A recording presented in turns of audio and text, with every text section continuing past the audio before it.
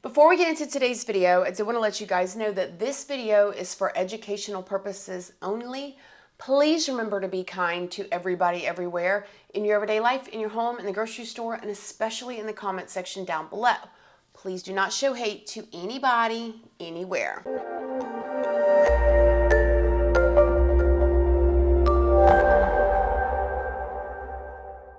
Good morning, my lovelies, my beauties, my friends. My name is Christina and welcome to my channel. If you're new here, thank you so much for clicking on this video. I really hope that you will subscribe, stick around, take a chance in hearing some things that I have to say. And if you are a returning subscriber, y'all already know, y'all are my babies. So good morning, good morning, good morning. How is everybody doing today? I hope you all are having an amazing day. I hope you've all had a wonderful week so far. I hope everybody is doing well. We are officially in September, which means it is by far pumpkin season, fall, even though we're sweating our butts off here in Florida, and time to bust out all the pumpkins. So I hope you guys are doing well and getting geared up for fall. Today's video is going to stir up a lot of questions, okay? Questions about marriage, divorce, the way that we think about things, the way that we think about marriage, the way that we think about divorce. Most of us know, 150 years ago, if you got married, you did not get divorced. And then again, nowadays, it seems like people get divorced very easily, and there's a lot of chatter that goes around about it. Like people say, oh, well, people just give up easily. And then there's another side that says, no, people just don't put up with crap anymore. So there are a lot of opinions about marriage and divorce. But what I think we can pretty much all agree on, unless you're in it for some sort of like monetary gain or motive, most people do not get married expecting to get divorced, right? Most people will fight for their marriage. Therapy, counseling, Christian counseling, changing jobs, changing friends. But how far would you go not to get a divorce? In today's video, we're going to be talking about a story about a man named Robert Fisher. Now, Robert Fisher refused to get a divorce.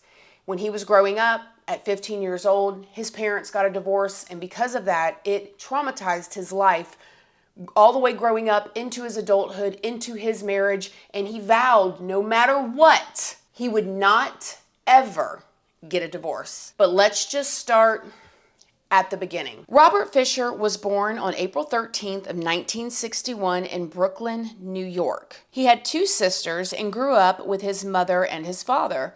His father's name was William Fisher, and he was a banker, and his mother's name was Jan. His parents divorced in 1976 when Robert was just 15, and according to people close to the family, the divorce was messy and it affected Robert deeply. Later in life, Robert would say to coworkers that he thought his life would have turned out differently had his mother have not left. Before we go any further, I did want to stop and thank today's sponsor, Upside. You guys, with the Upside app, y'all can be earning cash back for free for doing the normal things that we all do, like going and getting gas, going to the grocery store, and my personal favorite, going out to eat at restaurants. Now, downloading and using the Upside app is super simple to do. All you got to do is either go to the Google Play Store or go to the Apple App Store and download the Upside app. And then you just go in and use my code Christina Randall. And with my code, you will get $5 or more on your first purchase of $10 or more. And I mean, your first tank of gas. Hello, you got it right there. But let me show you guys how easy it is. So this is the Upside app right here. All you got to do is boop, click it. My Upside app shows that I have 31 offers near me. That is 31 offers right around where I'm sitting right now.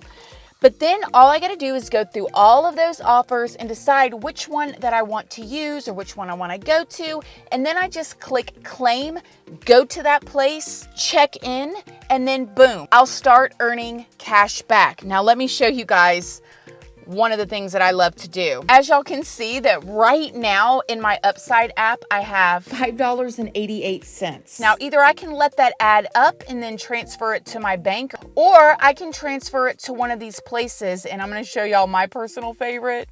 Boom, Starbucks. So what I do is I like to transfer my money that I earn back to Starbucks. And then I have my free coffee in the mornings when I'm on that side of town. Hey, it works for me. I love my white chocolate mochas. I get them for free because I use the Upside app, doing things like getting gas and going to the grocery store, things that I have to do anyways.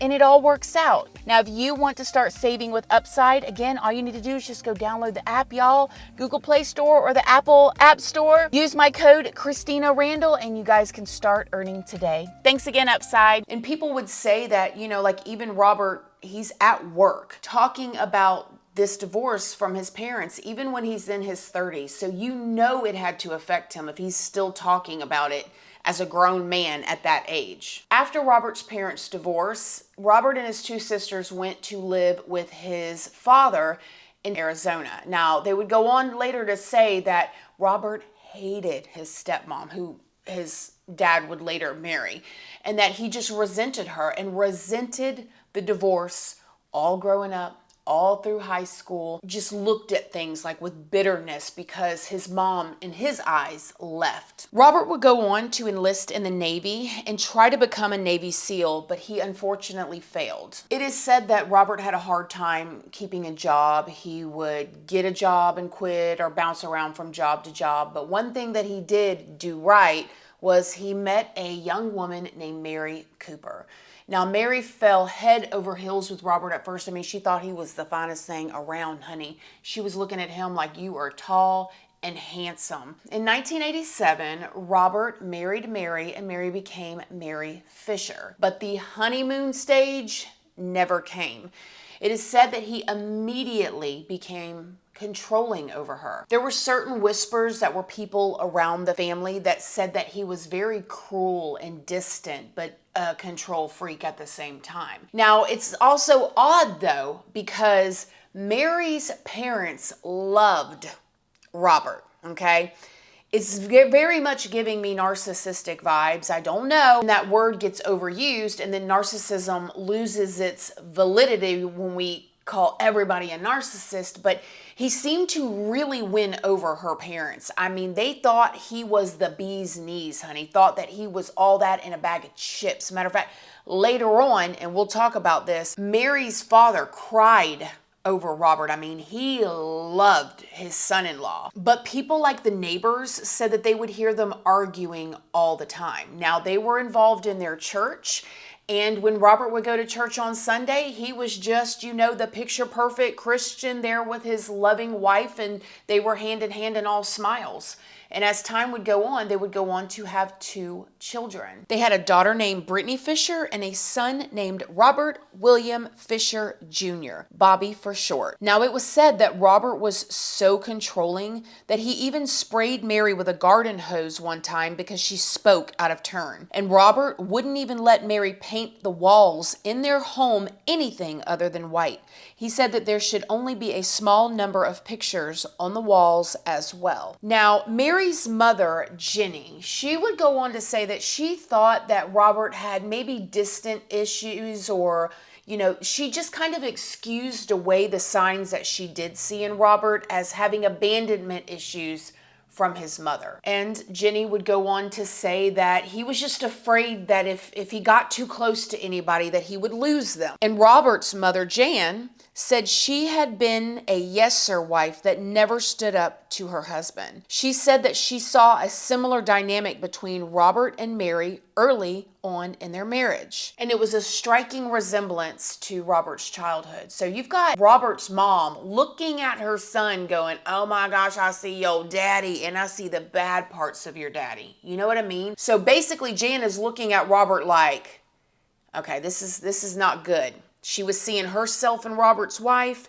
and seeing her ex-husband and her son. At one point, Mary took a job and told some of her friends that she was saving up money for a security fund. So right then and there, you could tell that Mary was starting to maybe think about distancing herself or making sure she had a little nest egg in case she had to leave or was going to leave with her and her 2 kids.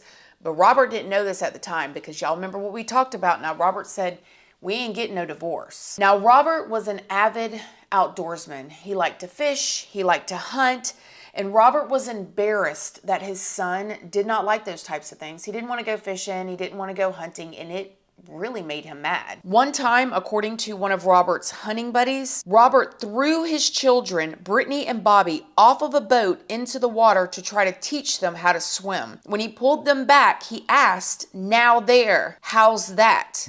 The children were screaming and crying. I've had that done to me. How about y'all? And it's absolutely terrifying, okay? When you're bobbing under the water and you don't know how to swim and you're desperately trying to get up and all you can see is the break of the water and the face of the person that threw you in and they're typically laughing. Don't do that to your kids. Friends noticed disturbing behavior from Robert on hunting trips. One time, after killing an elk, he smeared the blood on his face. Now, can y'all imagine? You're with your friend. All you want to do is take your buddy from church, Robert, hunting, to get him away. And the man shoots an elk. Everybody's celebrating. Yeah, we're going to have elk meat. And he goes over there raw and starts smearing the blood on his face like, get me out of here at this point, right? And one time, Robert shot a pit bull in his front yard, point blank period. It was a stray pit bull, and it said about 4 feet away, just pow. Now, when the cops were called, he said that the dog attacked his dog, but the cops said that the dog didn't attack his dog. He was just looking for a reason to kill something. Now, Robert would go on to be a firefighter at one point in California, but he eventually was forced back into retirement after a back injury that he had. Now, after this, he moved his family back to Arizona and went into the medical field. Robert started as a surgical technician at the Mayo Clinic in Scottsdale, Arizona. Prior to 1998, Robert had been an active participant in the Scottsdale Baptist Church men's ministry. Mary was very involved in the church as well. Now, however, in 1998, he began to withdraw from the church, according to some of Robert's friends. He even spoke out about ending it all because his marriage was starting to fall apart. Friends and neighbors would say that they didn't have a happy marriage. There was fighting and screaming constantly, and everyone in the neighborhood could hear it. And although the neighbors would say they never actually heard Robert screaming, only Mary, that she would say things like, "You're worthless. I could have done better, and we should get a divorce." Robert was also known to be unfaithful to his wife. My heart hurts so much for Mary because you think about everything she put up with just trying to make this marriage work, okay? And this man was cunning. He was very charismatic, considered good looking. He was in the Navy, then he was a firefighter, and he was this hunter, and all of this stuff. And then he goes into the medical field, and every time he does something wild, and he's apologizing and groveling at her feet, and she doesn't want to break up her family, and she doesn't really have money because she's been depending on him, and she just felt so stuck and so desperate. And I know a lot of y'all know exactly what that feels like. But in December of 2000, he told his coworkers about a one-night stand that he had with a sex worker that he met in a massage parlor. He even said that he was worried that Mary would find out because he had contracted a UTI. Now, I've heard different things. I heard that he went to Mary and confessed what happened, and she was super, super upset. And then I also read that he was having another affair with another woman at a hospital, and there was just all these swirls going around, and you can, again, just imagine how desperate she felt. But Robert begged her and he pleaded with her and he said, "I'm going to change. I'm going to get back in the church. I'm going to be the man of God that I promised that I would be. I'm going to be a good father to the kids." And Mary said, "Okay." So they started going to their church for counseling from the pastor. Now, Robert told a hunting buddy that he was going to renew his faith and a marriage because he could not stand the idea of living without his family. Another indicator that he was considering ending it all at the thought of divorce. But around this time, it is said that Mary had started telling some of her friends that she planned on getting a divorce anyways. She was just biding her time with Robert, trying to keep him calm, trying to make sure he didn't do anything irrational to her or the children so she could get away. But unfortunately, she hung on for too long. On April 9th of 2001, a neighbor reported hearing a loud argument coming from the Fisher home. 10 hours later, at 8:42 a.m., the home exploded and was in flames. Now hear me out. They said that they could feel the shake of this explosion miles away in other homes. People are just sitting there in their Arizona home drinking their coffee at 8:42 a.m. and their knickknacks are coming off of the shelves. It's rattling so big and so bad. These people had no idea what hit them. They come outside and they see smoke billowing everywhere. They thought a bomb had went off. I mean, it was wild. Neighbors that were around the house and saw it billowing in flames started using garden hoses to try to contain the fire, waiting for the firefighters to arrive. And you guys imagine, they got these little garden hoses. This house exploded. It shook the neighborhood for miles, and they're out there with their garden hoses. They tried so hard, y'all. They were trying to help, but it was doing nothing. So after firefighters arrived, one firefighter suffered minor injuries to his leg when he lost his balance and fell near the fire. The flames were reported to be 20 feet high, you guys.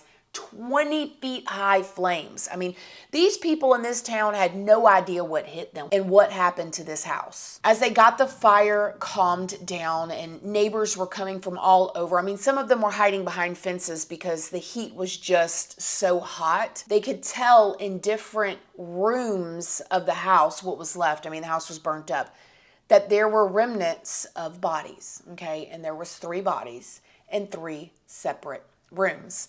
Now, they didn't know who they were, but at that time, because they were all pretty much burned up, you could just see little pieces of skin left. And if you guys don't know, it's very hard to burn a body. Later, they would find out that the burned bodies were of a woman and 2 children, and that they were laying in what was left of their beds. They were later identified as Mary, who was only 38 at the time, and Brittany, Robert's daughter, who was just 12, and Bobby, his little precious son, who was only 10. And they would say that, you know, typically when there's a fire or something like that, you will see the bodies at least moved, right? They'll at least be at the door or window where they tried to get out. But it was unusual that the bodies were just in the bed, almost like they had already passed away before the fire.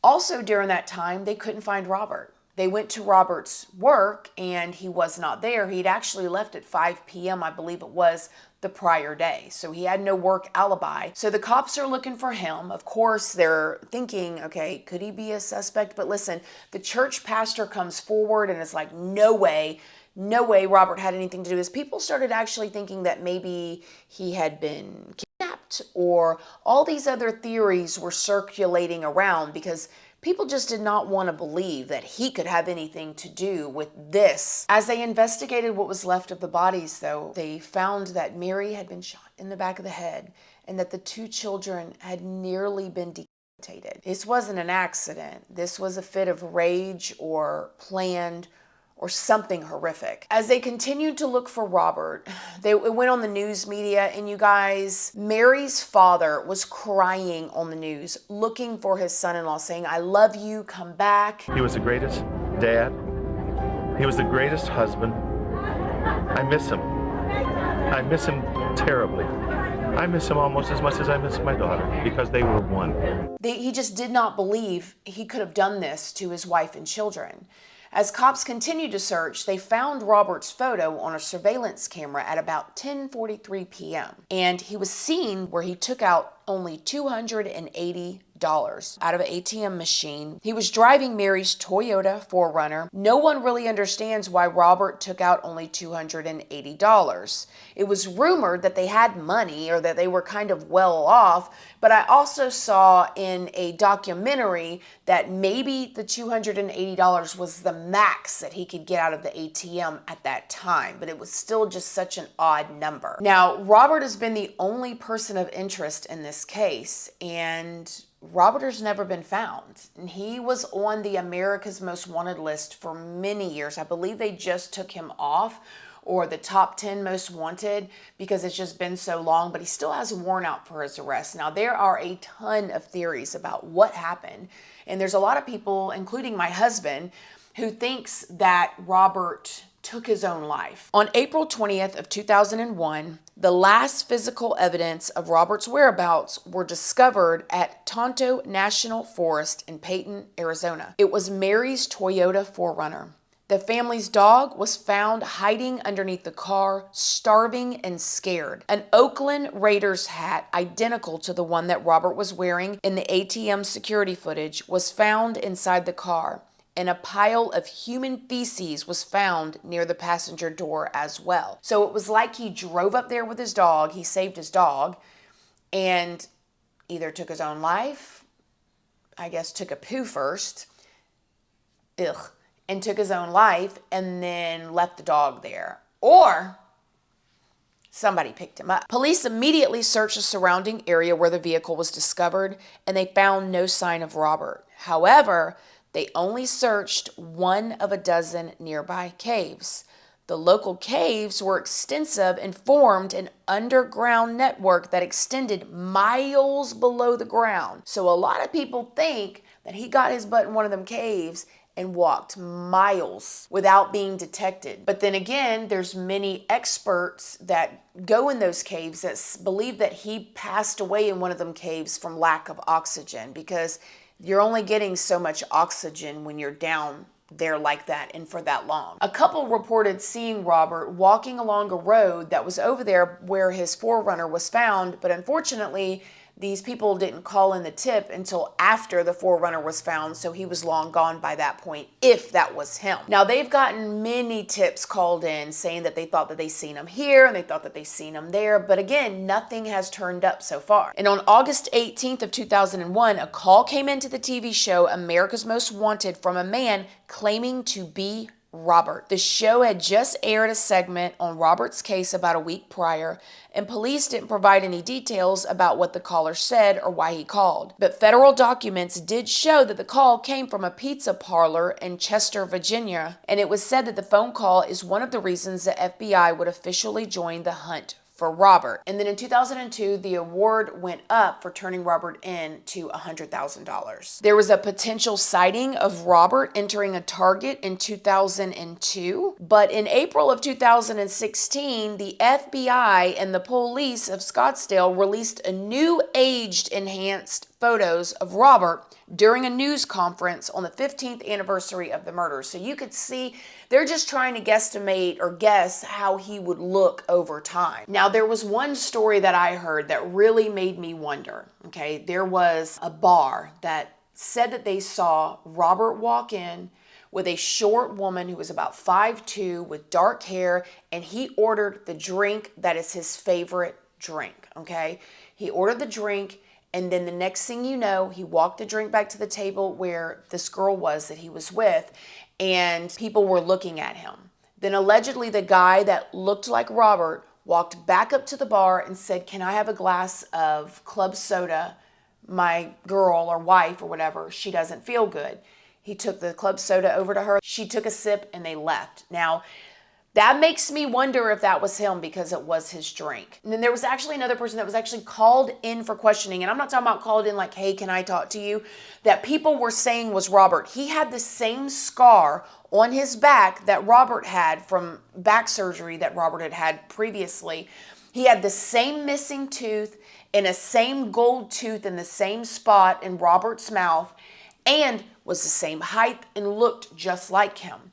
They were convinced this was Robert. However, when they ran fingerprints on him, the fingerprints did not match Robert's.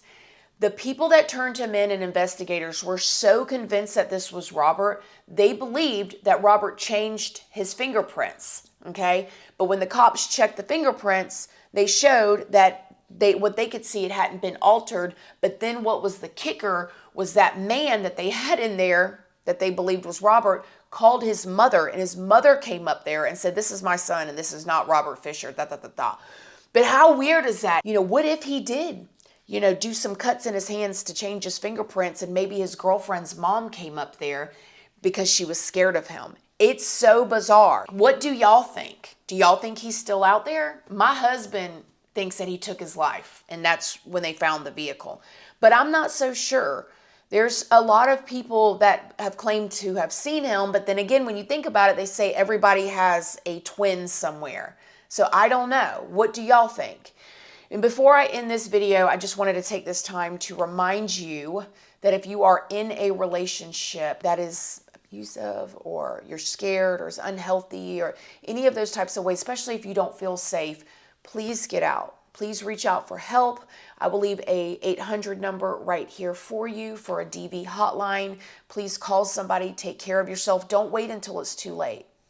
None of these situations that we talk about, none of these cases, Chris Watts, Robert Fisher, the Tote family, if any of these wives, it happened to be wives in this case, would have known what was ahead, they would have left, right? Nobody believes that their person that they love is going to do that to them, or they would leave. And I just say that to say, like, examine your situations, and if you're not safe, and you know if you're not, please do what you have to do to get away and protect yourself and protect your family. So I love you guys. I hope that you guys like this video. I will see y'all next week. Y'all have a great weekend. Hug your babies, hug your family members, call your granddaughters, call your grandsons, and I'll talk to you guys next week. Love you guys. Bye. We are dreaming in the dark. We are nothing more than dust.